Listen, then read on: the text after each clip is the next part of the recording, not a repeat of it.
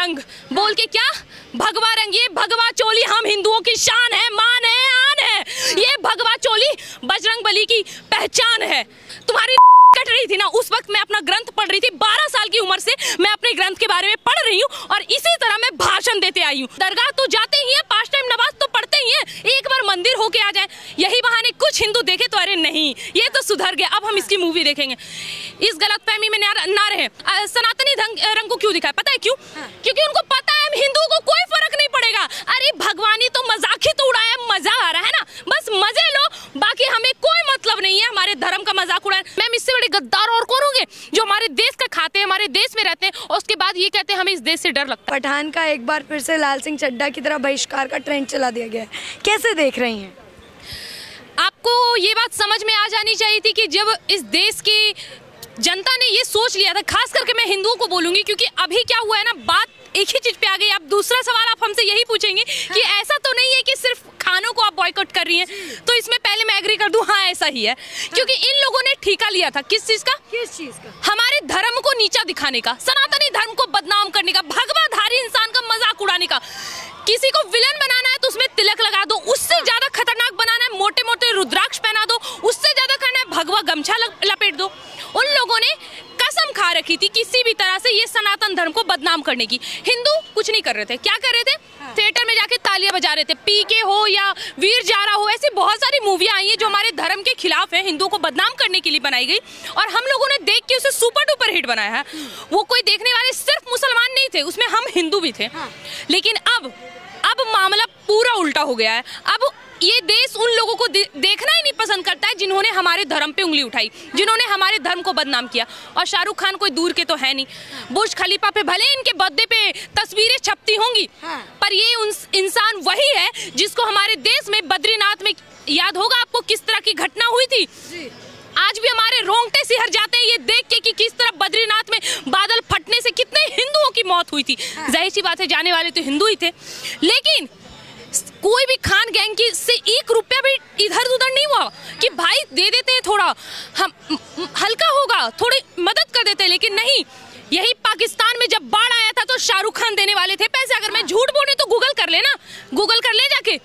किस तरह से जब आपको आपका दिख रहा है, आपका धर्म के लिए प्रेम दिख रहा है, उन पाकिस्तानियों से दिख रहा है, अपने देश की संकट नहीं दिख रही, फिर हम इन्हें क्यों हिट करवाएं? बॉयकॉट तो बॉलीवुड हो ही रही थी, अब इन लोगों की सारी मूवी बॉयकॉट होगी। आपने आमिर खान की ये लाल सिंह चड्ढी भी आपने देख ही ली, अब इसका भी आप हाल देख लेना, पूरा बॉयकॉट है। आपके कहने का ये तात्पर्य है कि ये लोग हिंदू मुस्लिम करते हैं, आप ये कह रही हैं? जी करते आ रहे हैं, हिंदू मुसलमान, अरे करिए ना भाई, करिए, दोनों को बराबर में रखिए। अगर आप हमारे राम पे उंगली उठा रहे तो हम आपके पे उंगली उठाएंगे। अगर आप हमारी सीता माँ को गलत तरीके से प्रस्तुत कर रहे हैं तो हम आपके पे उंगली उठाएंगे। किसने किया है? इन जिहादियों ने कसम खा रखी थी क्या कि सिर्फ हिंदुओं पे उंगली उठेंगी, सिर्फ हिंदुओं के लिए मूवी बनाएंगे। और नाम क्या दिया गया? मनोरंजन का साधन। अगर इतना मनोरंजन करना है तो करिए, दिखाइए किस तरह आपकी बहन जान बेगम जान बनती है, हम भी मनोरंजन का आनंद उठाएंगे।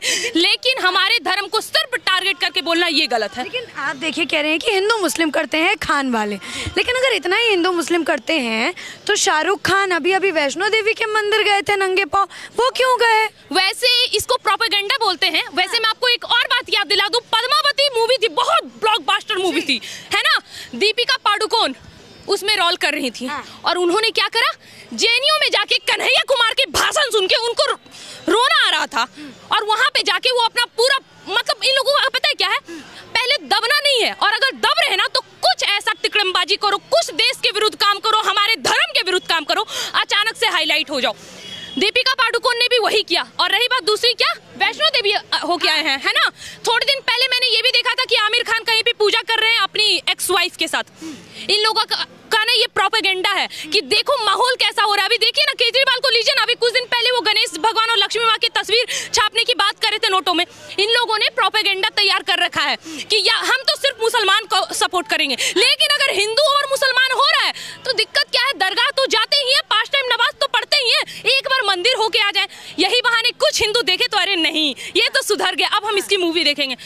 इस गलतफहमी में ना रहे। इस देश का युवा भी जाग गया है और इस देश के बुजुर्ग भी जाग गए हैं। वो बुजुर्ग जो इतने सालों से कांग्रेस का और इस देश में जितनी भी चीजें हो रही थी उसका समर्थन कर रहे थे, आंख बंद करके, कान बंद करके, मुंह बंद करके, गांधी जी के 3 बंदर बन के, इस देश के सभी हिंदू की तरह इन सभी चीजों चीजों का समर्थन कर रहे थे। अब नहीं होगा ये, अब नहीं होगा। बाइकआउट मतलब बाइकआउट, अब नहीं होगा सर। अच्छा, एक चीज और देखिए, अभी ट्रेंड में चल रही है, बहिष्कार इसलिए भी कर रहे हैं, कह रहे हैं इनका जो भी गाना आया है बेशरम रंग, उसमें जो है दीपिका भगवा रंग का कपड़ा पहनकर जो है बेशरम रंग, माफ करिएगा मैम, देखिए यही चीज बात है ना, ये बेशरम रंग गाना बोल के इसमें क्या दिखाया गया, बिकनी पहन के, ये दीपिका पादुकोण है जो कुछ दिन पहले पद्मावती में लिबास पहन के आई थी, फुल लिबास पहन के, वो अपने आप को बिकनी पहन के दिखा रही है, वो भी भगवे रंग के साथ।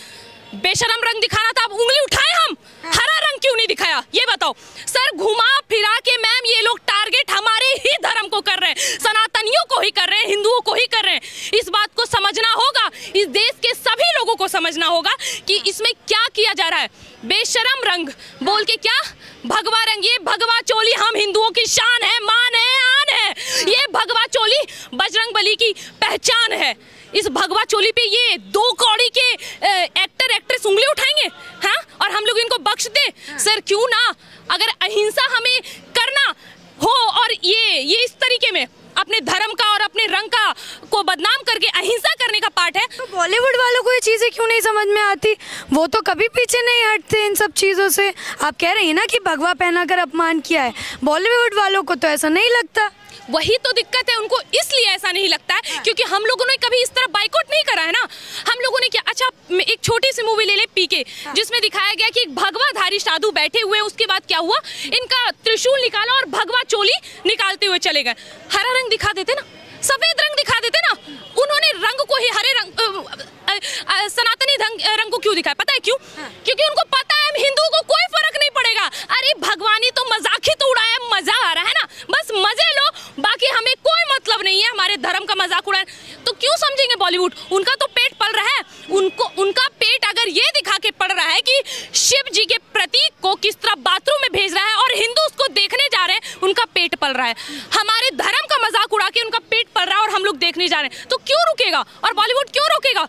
अगर हम और आप नहीं उठेंगे ना अपने धर्म के लिए, तो बॉलीवुड थमने वाला नहीं है। पूरे के पूरा जिहादियों का जो गैंग बना रखा है ना, इन्होंने कसम खा रखी है 90 के दशक के बाद एक मूवी ऐसी नहीं आई है जो हमारे धर्म के समर्थन में है। गुलशन कुमार की मौत के बाद आज तक हमारे देश में ऐसे गाने नहीं आए जिसको हम पूरे परिवार बैठ के देखे, एक ऐसी मूवी नहीं आई जो परिवार के साथ बैठ के देखे। आखिर क्यों ना करें हम चीजों का पांडे जी, आप धर्म की बात कर रही हैं, बॉलीवुड वाले तो धर्म को मानते ही नहीं है, सेक्युलर होने की बात करते हैं। तो सेक्युलर होने की बात करते हैं तो रहे ना सेक्युलरिज्म के इस कीड़े को अपने माथे में बैठा के, तो फिर एकत्र धर्म को टारगेट क्यों कर रहे हैं? अगर आप इतने बड़े सेक्युलरिज्म, आप क्या कह रहे हैं, मैं नहीं मानता अल्लाह को, तो मैं नहीं मानता भगवान को, तो दोनों को मत मानो। लेकिन आप एक तरफ दिखाते हैं ये कि अपने माथे पे ये लेके मजार जा रहे हैं, ठीक है, और दूसरी ओर क्या दिखा रहे हैं, अरे यार कितने बुड़वक हैं ये हिंदू, शिवलिंग पे दूध चढ़ा रहे, इससे बढ़िया गरीब को दे देते। क्या बोले, आपको ये भी नहीं पता है कि शिवलिंग पे दूध चढ़ाने का अर्थ क्या होता है, क्योंकि आपने नहीं पढ़ा कि सनातन ग्रंथ क्या है, आपको ये नहीं पता है कि इसका मतलब क्या है, लेकिन आप उंगली उठाएंगे। एक बात बताइए, कौन से अल्लाह को ठंड लग रही है जो आप चादर चढ़ाने जाते हैं? क्या इस पे बात हुआ है? कभी नहीं।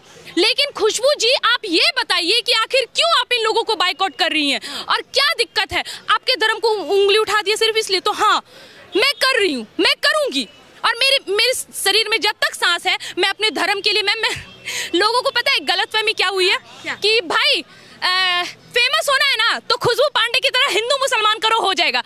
बेटे सुनो मेरी बात, जब तुम्हारी कट रही थी ना, उस वक्त मैं अपना ग्रंथ पढ़ रही थी। 12 साल की उम्र से मैं अपने ग्रंथ के बारे में पढ़ रही हूँ और इसी तरह मैं भाषण देते आई हूँ।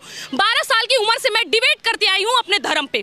तो सोचो, जब 12 साल की उम्र में मैं डिबेट कर सकती हूँ, आज तो 21 साल की हूँ। पठान के ऊपर अगर मैं वापस आऊँ, देखिए पठान का जब ट्रेलर आया है, शुरुआत में एक शब्द था देश, देश के ऊपर बनी हुई फिल्म का नाम इन्होंने पठान रख दिया है, क्या कहेंगी?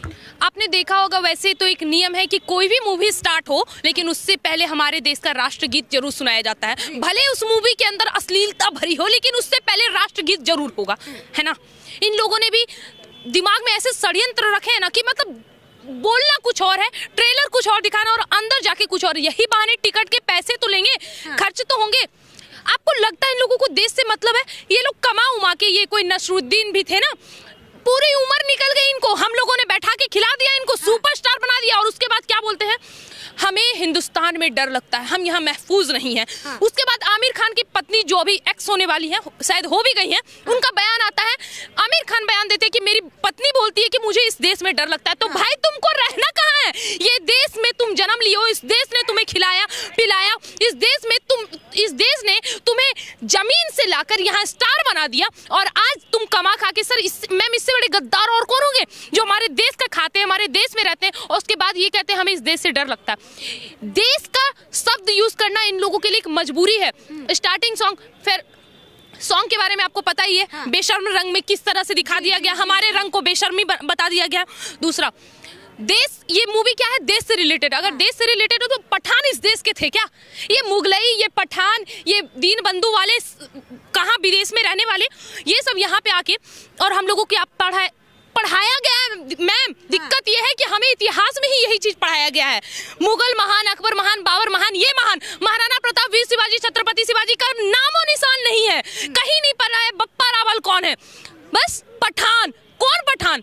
हमारे कितने राजाओं के सामने, कितने वीर वीरांगनाओं के सामने ये टिक पाते थे, और उनको कभी, एक तो जोधा अकबर जैसी सीरियल आती थी जिसमें एक दूसरे का बहुत अच्छा दिखाया गया, फिर जोधा अकबर मूवी आ गई, ऐसी मूवी आती है मुगले आजम कि हम लोग वो चीज देखें, अट्रैक्ट हो रहे, जो हमारे देश के नहीं, जो हमारे देश के गद्दार, जो हमारे देश को लूटने आए, हम उनको आखिर क्यों देखें?